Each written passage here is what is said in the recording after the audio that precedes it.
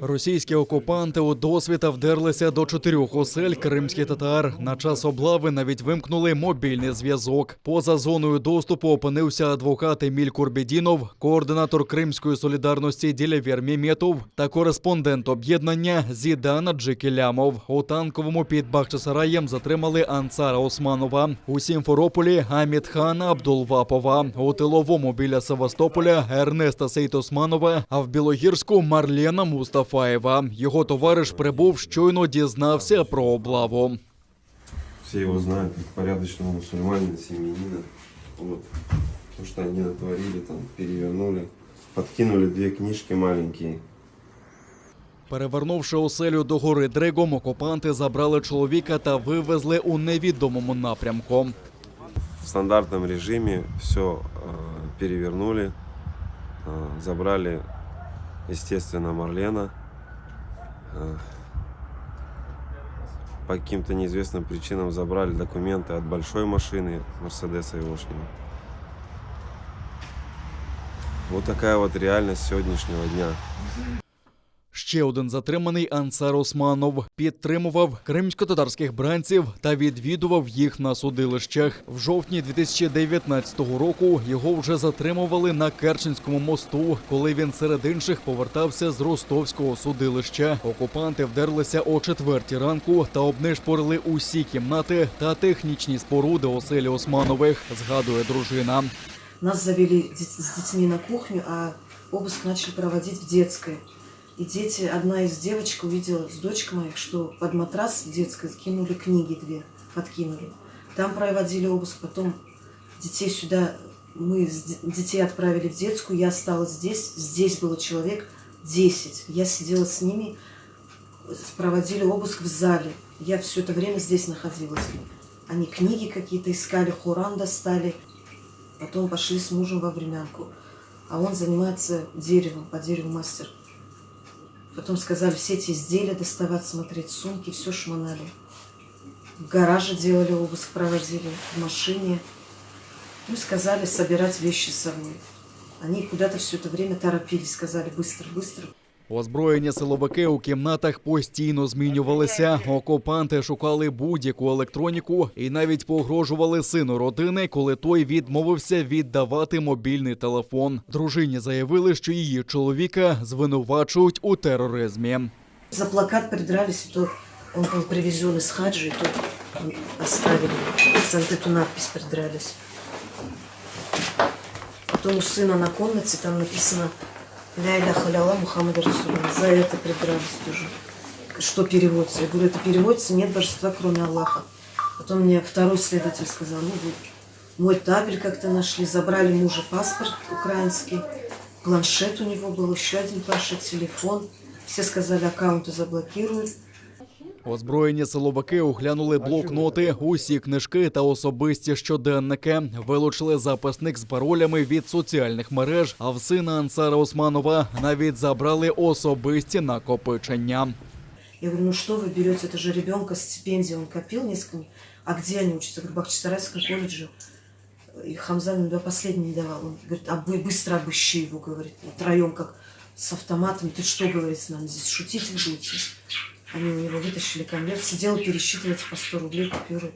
Ернест Сейтосманов недавно відсидів адмінарешт за те, що приїхав зустріти адвоката Едема Семідляєва, який відбув незаконний арешт. Брата Ернеста кинули до колонії суворого режиму на 17 років за розмови про іслам.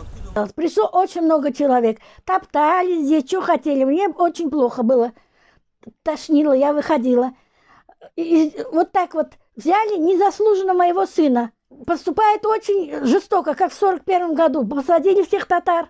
Вперед, вперед. Они только бедные Хоран взяли. Вот я тоже с Хораном спаслась. В руки вот так взяла и им говорила, вот Хоран у меня, смотрите.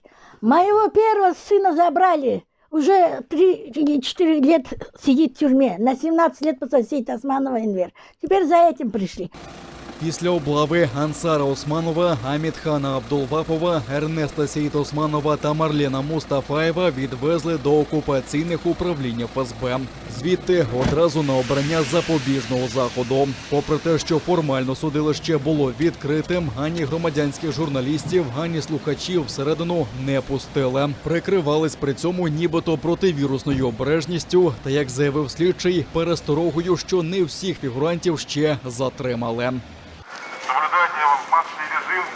Следственные органы и суд сегодня не заинтересован в том, чтобы придавать огласке данный судебный процесс, что, безусловно, является серьезным нарушением и с точки зрения судебного процесса, и с точки зрения гласности.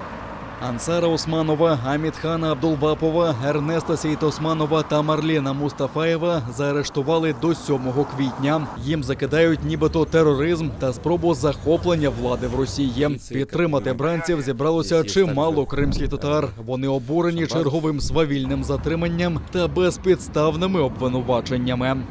Тех людей, которых забирают, это самые ценные люди для этого народа. Действительно, это люди, которые просто являются душой этого народа.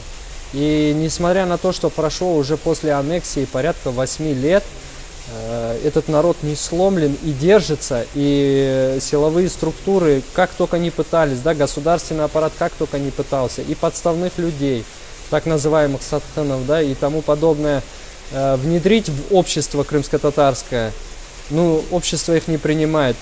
И второй метод, а это метод Екатерины, так скажем, да, как Владимир Путин сказал, мы будем В'язень Кремля та перший заступник голови Меджлісу отримуватиме стипендію Левка Лук'яненка. Уряд підтримав указ президента України про призначення Наріману Джелялу цієї державної стипендії. Вона становить 3 прожиткових мінімуми. Стипендію призначають громадянам, яких Росія незаконно утримує на своїй або окупованій території через їхню політичну або громадську діяльність. Відомо, що Наріман, якого окупанти затримали у вересні минулого року, та безпідставно звинуватили у диверсії на газопроводі у Перевальному під Сімферополем, отримуватиме її весь час незаконного поневолення та протягом року після звільнення.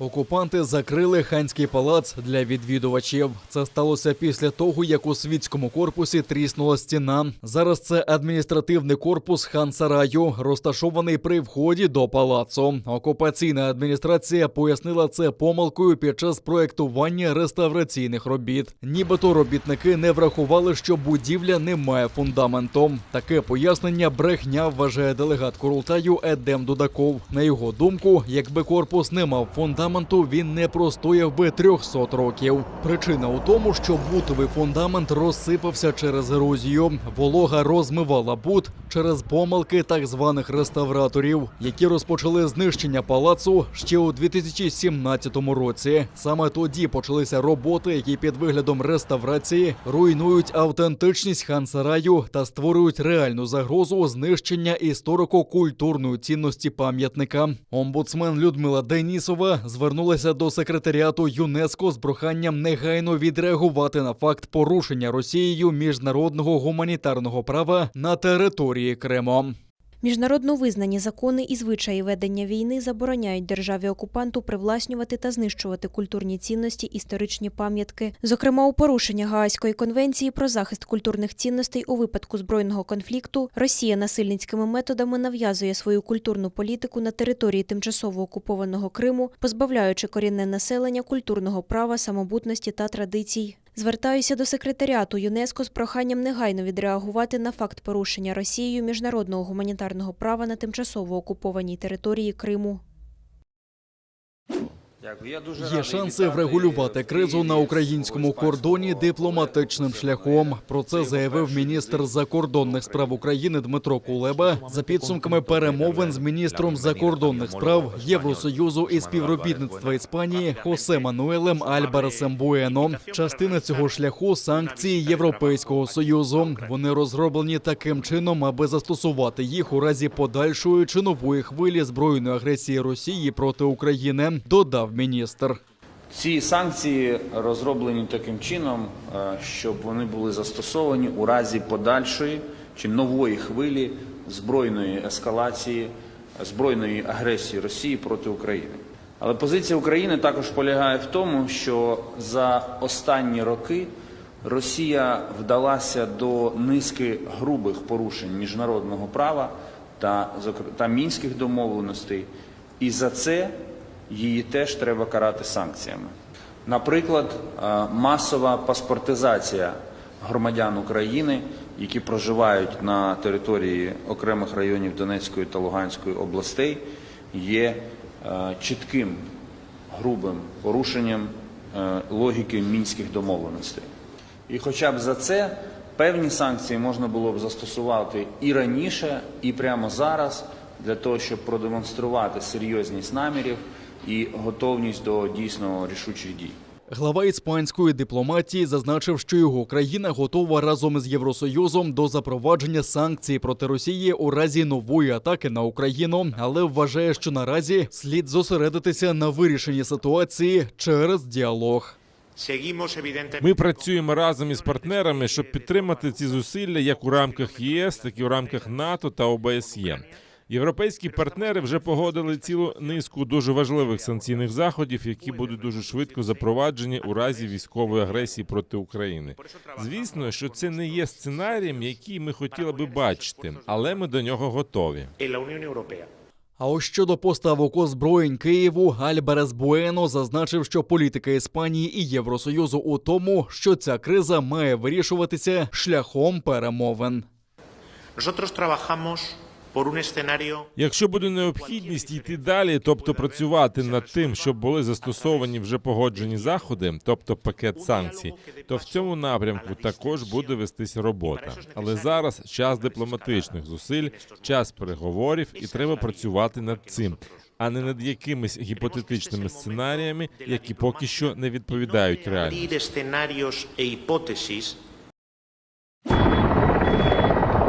До України прибув літак з військовою допомогою від Великої Британії. Це бронежилети, шоломи та інше спорядження для загонів територіальної оборони з прикордонних регіонів України. Насамперед ми забезпечимо територіальну оборону, яка базується біля кордонів держави України. Це буде гарним сигналом для агресора, що ми завжди готові надати відсіч будь-яким його діям.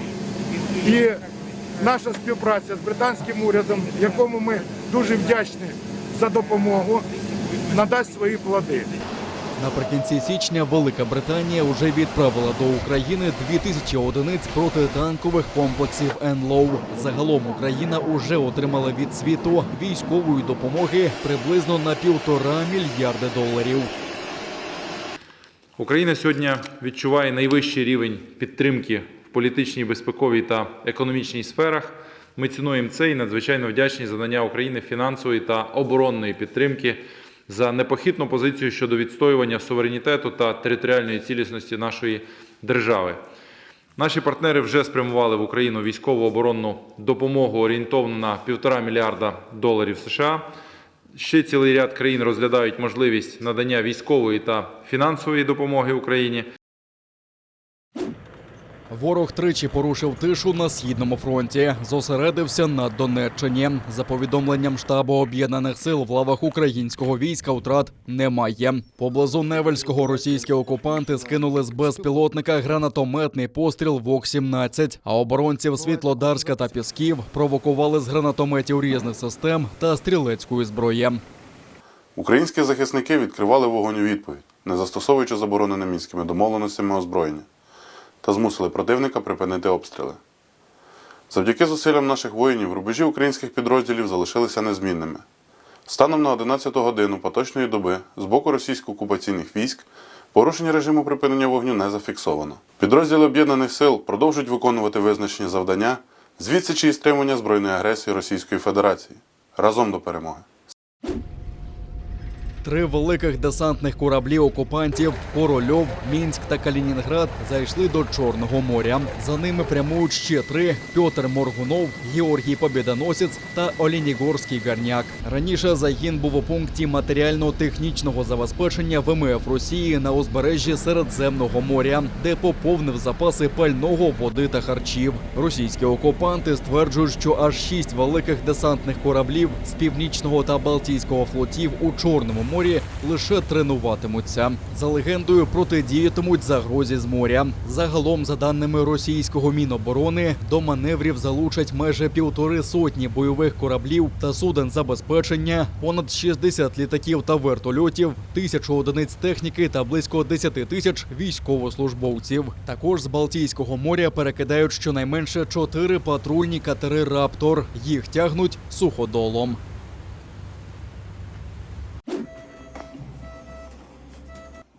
Понад 38 тисяч нових випадків коронавірусу за добу зафіксували на вільній території України. 240 людей померли від ковідних ускладнень. У червоній зоні епіднебезпеки перебувають 2 області. У помаранчевій – 19 та Київ. Пацієнти з симптомами грипу, ГРВІ або ковіду можуть відкривати електронний лікарняний дистанційно. Про це повідомив міністр охорони здоров'я Віктор Ляшко. Це значно розвантажить лікарів і дасть змогу іншим пацієнтам уникнути додаткових контактів із хворими ковідом, пояснив глава МОЗу.